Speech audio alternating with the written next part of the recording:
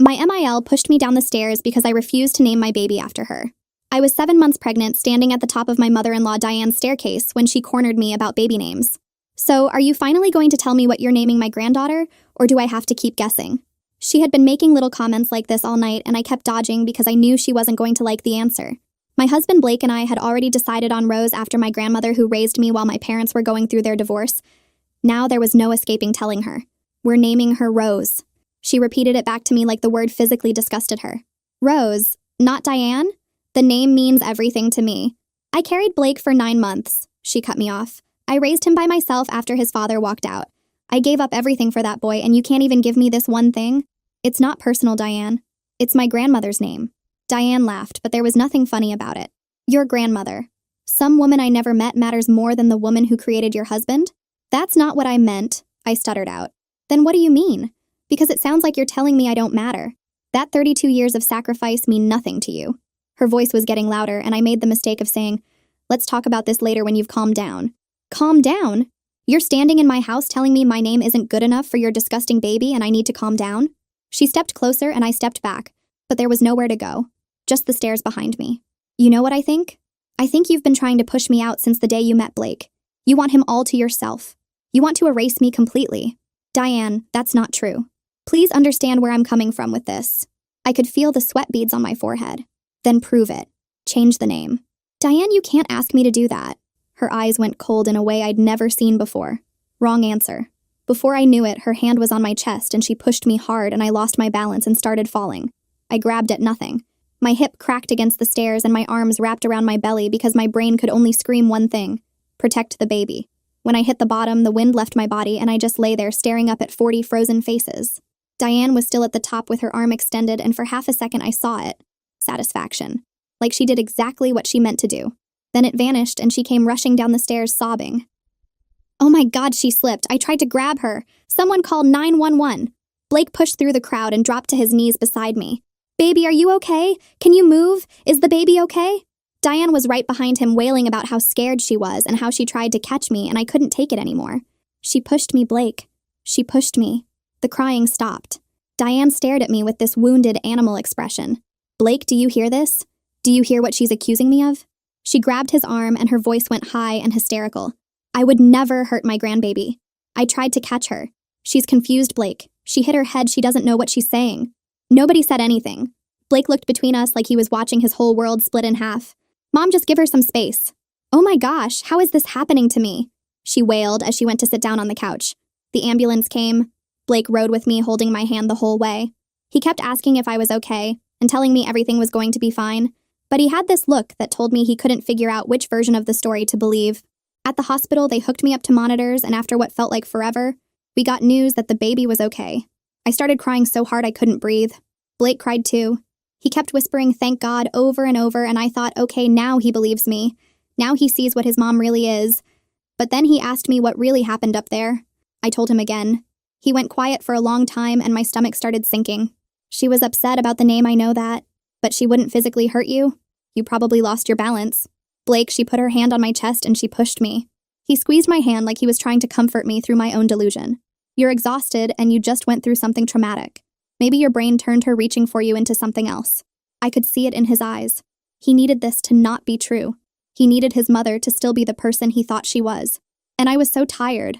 The monitors kept beeping and my hip was throbbing and our daughter's heartbeat filled the room and I just wanted it all to stop. So I said maybe it happened fast. Maybe I wasn't totally sure what I felt. Blake's whole body relaxed and he kissed my forehead. Let's just focus on the baby being okay. I let him believe it because I didn't have the fight left in me to force him to see something he was desperate to unsee. That night, I lay awake in the hospital bed with my hand on my belly, replaying it over and over, her palm flat against my chest, the half second of nothing beneath my feet. I knew what I felt, and I knew Diane was at home right now, calling every family member, rehearsing her version until it sounded like the truth. By morning, the story would become something I couldn't recognize anymore. I had maybe 12 hours before her lie became the only thing anyone remembered. By the next morning, Diane's version had already spread. I woke up to 17 text messages from people I'd met maybe twice. Blake's aunt asking if I was feeling better after my fall. His cousin saying she heard I'd been struggling emotionally and hoped I was getting help. Another cousin saying Diane had called her at midnight crying about how worried she was about me and the baby. Not worried that she pushed me. Worried about me. Like I was the problem. I called Blake's aunt because I needed to hear exactly what Diane was saying. Oh, honey, she's just so worried about you. She told me you've been hormonal and erratic this whole pregnancy. That poor woman was sobbing on the phone saying she doesn't know what she did wrong. She said Blake's been struggling with your mood swings for months and she's been trying to support him through it. And then to be accused of something so horrible in her own home? She made a tisking sound. She asked me if I thought you were stable enough to be a mother. She's not trying to be cruel, sweetheart. She's genuinely scared for that baby. I couldn't feel my hands. She said that? That she's scared for my baby? She's just concerned, we all are. You know there's no shame in getting help. I hung up and immediately called my sister Val and rambled on. Listen, Marie, she said sternly when I finished. You need to get Blake's head out of his ass before this baby comes or you're going to be co-parenting with that woman for 18 years. Screenshot every text. Record every conversation. This is only going to get worse. In the moment I was thinking, how worse could this possibly get? I didn't know just how worse it could get. When Blake got home that night, I was ready. We need to talk about what your mother is telling people. He sighed and set his keys down. I already talked to her today. She's really hurt by all this. My jaw actually fell. She's hurt? Blake? She's telling your entire family that I'm mentally unstable. She told your aunt she's worried I'm not fit to be a mother. That's not what she said. She's just worried about you, about the stress you've been under. What exactly did she say to you? He sat down across from me and his whole face softened. She was winning him over. She told me about her childhood. Her mom abandoned her when she was 6. She just left a note and never came back. She grew up feeling like she didn't matter to anyone, like she was invisible. And then she had me and finally she felt like she existed, like she meant something. He looked at me with tears in his eyes. I could see where this was going and I wanted to scream. She said naming the baby Diane would have meant she finally mattered enough to be remembered. He reached for my hand. She said she feels like you've never respected her place in this family, like you've been trying to push her out since we got engaged. Did she talk about the push at all? She said she would never hurt you. That you know that. That's not an answer. She said she reached for you when you started to fall. She said she's been replaying it in her head over and over and she doesn't understand how you could think she'd ever hurt her own grandchild. I pulled my hand back from his. So she spent the whole conversation crying about her childhood and never once talked about what she actually did to me. She talked about it. She said she didn't do it. And you believe her. I believe she had a terrible childhood and loves her son and made a mistake in how she reacted to the name thing. But I don't believe she pushed you. I can't believe that. If I believe that, then everything I know about my mother is a lie. There it was. The truth underneath all of it. He couldn't believe me because believing me would break something inside him. And Diane knew that. She'd spent 32 years building herself into the center of his world. The sacrificing mother. The abandoned child who gave everything for her son. She wasn't just denying the push. She was making it impossible for Blake to see the push without destroying his entire foundation. She's telling your family I'm mentally unfit to be a mother. She's just scared. She thinks you're going to take me away from her. The heir left the room. You're defending the woman who almost took our daughter away from us. He stood up and grabbed his keys off the counter. I can't do this tonight. Diane was making a plan, but she had also made a mistake. She thought I'd keep the peace and let this go. What she didn't know was that something changed in me when I hit the bottom of those stairs. She wasn't dealing with the woman who married her son anymore. She was dealing with a mother. And I was done waiting for anyone to believe me. If I wanted the truth to come out, I was going to have to find it myself. Someone at her house saw something. Someone always sees something. Tomorrow I was going to start making calls. The next morning I started making calls. Blake's cousin Jan had been at the party, and she was the only one who hadn't texted me with fake concern or asking if I was getting help. So I figured I could trust her. I sent her a message asking if we could talk and she called me within 10 minutes. I was wondering when you'd reach out, she said. I wanted to say something, but I didn't know if you wanted to hear from anyone in the family right now. I need to know if anyone saw what happened at the stairs. She went quiet and I could hear her breathing. I didn't see the push, she finally said. I felt helpless at that. I didn't know how I was going to win this war. But then Jan spoke. But I saw her face right before you fell. Her expression, Marie. She stopped. She didn't look shocked when you went down. She looked satisfied, like she'd done exactly what she meant to do. Then it was gone, and she was rushing down crying. I actually felt relief at that because I saw it too. I wasn't crazy. Would you tell Blake that? She laughed bitterly. He won't believe me. None of them ever do. What do you mean? When I was 16, Diane told everyone I stole $200 from her purse at a family barbecue. I didn't take it, but she was so convincing, crying and shaking and saying she couldn't believe her own niece would do this to her. Jan's voice got tight. My parents believed her. They grounded me the whole summer and made me get a job to pay her back for money I never took. If she'd lied about Jan at 16, lying about me now was nothing to her. She probably still believes I took it to this day. Jan sighed heavily. She decides something happened, and then it becomes real to her. Doesn't matter what actually went down. I felt sick that a person like this was my mother-in-law and grandmother to my future daughter. When Blake got home, I showed him everything. Jan's text about the expression on Diane's face, the story about the money, the warning about her delusion. He read through it all twice, and his face changed in a way I hadn't seen before. Not defensive, not making excuses, shaken. He sat there staring at his phone like he was seeing his mother for the first time. I wanted to feel like I'd won something, but all I felt was scared. If Jan was right about the pattern, then this wasn't going to end with Diane crying on the phone to relatives. This was going to get worse. 2 days later, my phone rang and Diane's name stared back at me. I don't know why I answered. Maybe I thought she was actually going to apologize. Maybe I just didn't want to give her another reason to call me difficult. She skipped the pleasantries altogether and said, "I know you've been talking to Jan." My jaw clenched. "I know you're digging around, trying to turn my own family against me. I'm just trying to get people to see the truth." "The truth?" She laughed. "The truth is that you fell down the stairs and decided to blame me because you've never liked me. You're trying to steal my son from me, and I won't let that happen." Then her voice got cold and dark. "I know things about postpartum depression, Marie. I know how to describe the symptoms. I know exactly what CPS looks for when they get a call about an unstable new mother." I couldn't move for a second. "Are you threatening me? I'm warning you. You want to keep playing this game? Keep asking questions. Keep turning people against me. And I will make sure you never have a moment alone with that baby." I could hear the smile on her face as she told me, "I'll call every agency, I'll talk to every doctor, I'll make sure everyone knows how erratic and paranoid you've been. Blake already told me about your mood swings, your crying, and your obsessive worrying." She hummed low. "It paints quite a picture, doesn't it?" My hands were shaking, but I didn't cower away. "Listen to me, Diane. If you ever threaten me or my daughter again, I'll make sure Blake hears every word you just said." She chuckled condescendingly. "Who do you think he's going to believe, sweetheart? His mother who's loved him for 32 years? Or the woman who accused her of trying to hurt her grandbaby?" She hung up and the silence filled the room. She'd actually said it out loud. Threatened to call CPS. Threatened to take my baby. And she did it over the phone because she knew I couldn't prove it. No witnesses. No recording. Just her word against mine like always. And if she was already thinking about CPS, then she'd probably already started laying the groundwork. The question wasn't whether Diane was coming for my baby. It was how much of a head start she already had. And that thought terrified me. 2 weeks passed with nothing. No calls, no texts, no Diane showing up at my door with a new threat wrapped in a smile. The silence should have felt like relief, but it just made everything worse. I tried to focus on getting ready for the baby, washing the tiny clothes and folding them into the dresser we'd painted pink, setting up the crib and hanging the little mobile with the stars and moons that played a lullaby when you wound it up. Normal things, safe things, but every creak in the house made me flinch. Every time a car slowed down outside, I'd find myself at the window. Blake said maybe his mom was finally thinking about what she'd done, but I saw him checking his phone constantly, waiting for something he wouldn't admit he was waiting for. At my baby shower, Val made sure it was just my side of the family, no one from Blake's side. But the whole time I kept watching the door, expecting Diane to walk in with that calm smile that means she's about to detonate. Val caught me looking and squeezed my hand and told me things would be okay. I tried to smile, but my face wouldn't let me because I knew this wasn't over. Diane doesn't let things go. She doesn't forgive and she doesn't forget. She just waits. 3 weeks later, I was at my OB appointment, and something felt off the second I walked in. The receptionist, who usually smiled and asked how I was feeling, barely looked at me. She just checked me in and told me to wait without making eye contact. I sat in the waiting room with my hand on my belly trying to figure out what changed.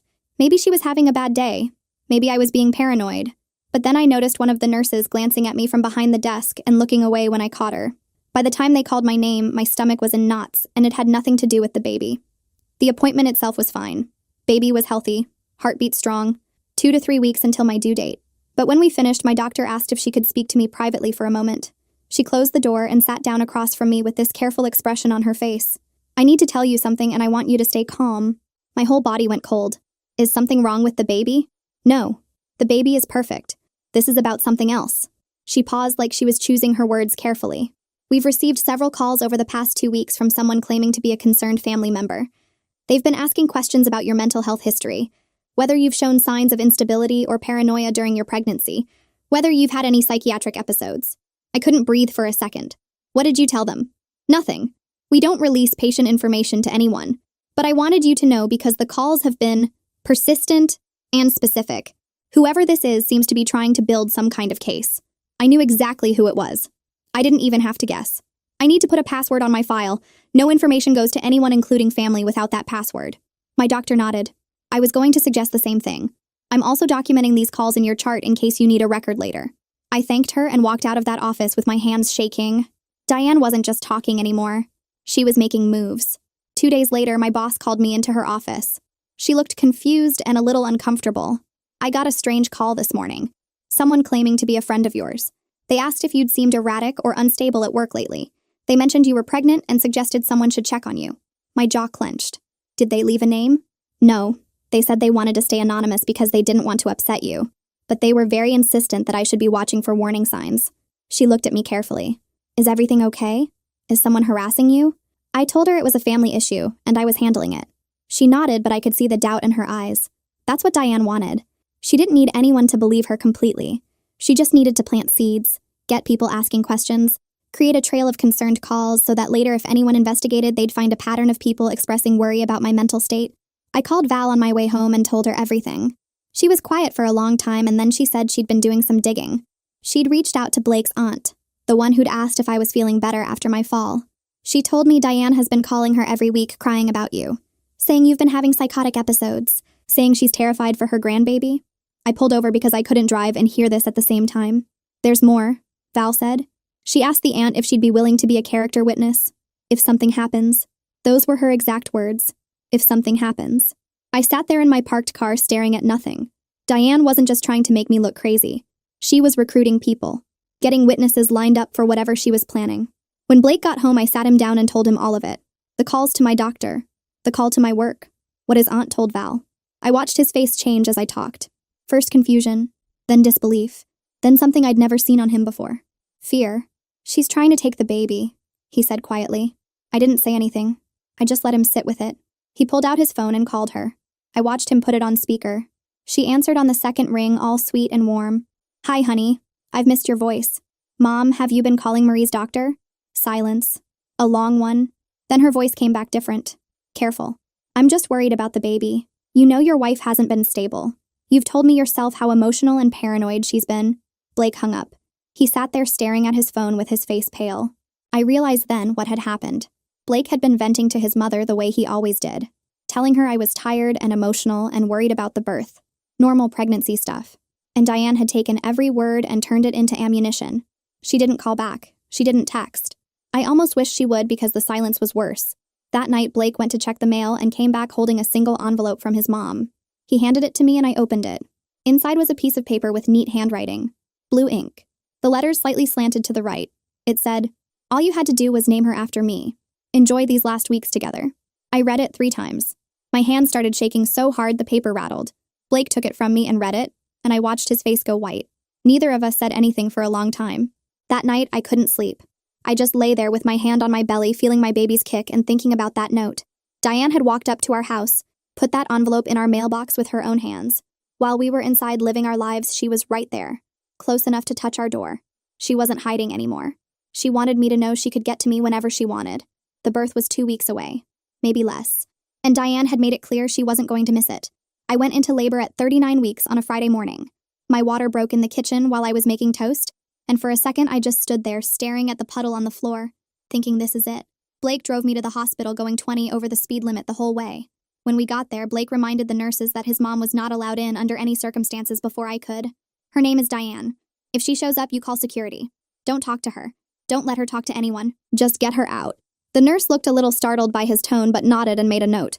He turned to me and took my face in his hands. She's not getting anywhere near you, I promise. I finally felt supported throughout this whole thing. After the note his mom left, he completely changed his tune and admitted to himself that his mom was a cruel person. 6 hours into labor, I was gripping Blake's hand through contractions that felt like my whole body was being torn apart from the inside. The pain came in waves that made it impossible to think about anything else. I'd squeeze Blake's fingers until I could feel his bones grinding together, and he never complained once. He just kept telling me that I was doing amazing, and our Rose was almost here. Then I heard yelling. It was distant at first, coming from somewhere down the hall. I couldn't make out the words, but I knew that voice. I'd know it anywhere. Blake's head snapped toward the door. No, no, no, no! The yelling got louder. She was screaming about her rights, about her grandbaby, yelled that we were keeping her away from her own family. Blake was out the door before I could stop him. Another contraction hit, and I couldn't do anything but grip the bed rails and try to breathe. I could hear Blake's voice now mixing with Diane's. His was low and hard. Hers was high and hysterical. You need to leave. Right now. Blake, honey, I'm just worried about the baby. You know she's not stable. You've told me yourself. I said leave. I'm your mother. I have every right to be here when my grandchild is born. You have no rights. You lost them when you pushed my pregnant wife down the stairs. I didn't push her. She fell. Why won't anyone believe me? I'm being treated like a criminal when all I've done is love this family. You threatened to call CPS on her. You called her doctor. You called her job. You left a note in our mailbox telling her to enjoy her last weeks with our baby. You're not a concerned grandmother. You're a stalker. How dare you speak to me like that? After everything I sacrificed for you. I gave up my entire life for you, Blake, and this is how you repay me? By choosing her over your own mother? Yes, I'm choosing her. I'm choosing my wife and my daughter. And I'm telling you right now, if you don't leave this hospital, I will call the police myself. The nurse came back in looking shaken. Ma'am, your husband is handling it, but she's asking to speak to a social worker. She's telling people you've threatened to hurt yourself. I laughed. Actually laughed even though another contraction was building. Of course she is. 20 minutes later, a woman in a blazer came in and introduced herself as a social worker. She said she had to do a wellness check based on concerns that had been reported. What concerns? I asked through gritted teeth. Someone claimed you have a history of mental illness and have threatened to harm yourself. They said your husband is too afraid of you to speak up. Blake came back in right then. His face was red and his hands were shaking. That someone is my mother, and she's lying. She's been harassing my wife for months. She's been calling her doctors and her workplace trying to make her look crazy. Every single thing she told you is a lie. The social worker looked at me. Is this true? All of it. Check my medical records. Check the notes from my OB. It's all documented. I put a password on my file because she was calling pretending to be family. She looked at my nurse. Has she shown any signs of instability? None. She's been completely calm and cooperative. The only problem we've had is the woman in the waiting room. Then we heard Diane again. Louder this time. Screaming. You can't make me leave. That's my grandbaby. She's poisoned all of you against me. You don't know what she's really like. Security had arrived. Ma'am, you need to come with us. Don't touch me. I'm not going anywhere. Blake, don't do this to me. I'm your mother. I'm your mother. Her voice cracked into something that didn't sound human. She's going to destroy you. She's going to take that baby and leave you with nothing. I'm trying to save you. I heard scuffling. Heard her screaming about lawyers and rights and how everyone would be sorry. This isn't over. Do you hear me? This isn't over. Her voice got further and further away until finally there was nothing. She screamed all the way to the parking lot. Blake came back to my bedside. His eyes were wet. He took my hand and pressed his forehead against mine. I'm so sorry. I'm so sorry I didn't see it sooner. I didn't have the energy to respond because another contraction hit and suddenly it was time to push. Rose was born at 12:01 that night. They put her on my chest and she was so warm and so small and everything else just stopped. Blake was crying. I was crying. She had dark hair and tiny fingers, and when she opened her eyes and looked at me, I forgot Diane existed. I forgot the screaming and the threats and the months of fear. It was just us. Me and Blake and Rose. Our daughter. Named after my grandmother who raised me. The woman who made me feel like I mattered. Diane didn't get to take that. She didn't get to take anything. Not anymore. Blake and I filed a restraining order 3 days later.